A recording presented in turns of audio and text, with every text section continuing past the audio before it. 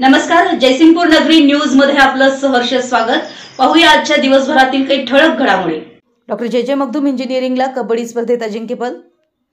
शिवाजी विद्यापीठ अंतर्गत lead college kabaddi स्पर्धेत डॉक्टर जे मगदूम इंजिनिअरिंगच्या महिला संघानं अजिंक्यपद तर पुरुष संघानं उपविजेतेपद पटकावलंय।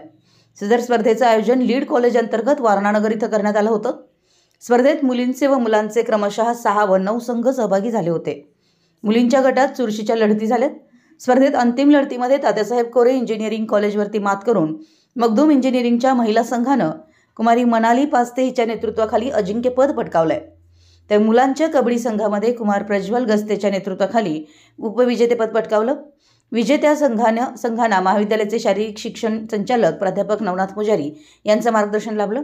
ट्रस्टचे chairman doctor Vijay Magdum, campus director doctor Sunil Aadmuthe, प्राचार्य doctor Gopal Mulgund, dean students प्राध्यापक पी पाटील यांनी विजेत्या संघांचं अभिनंदन करून भावी वाटचालीस शुभेच्छा दिल्यात।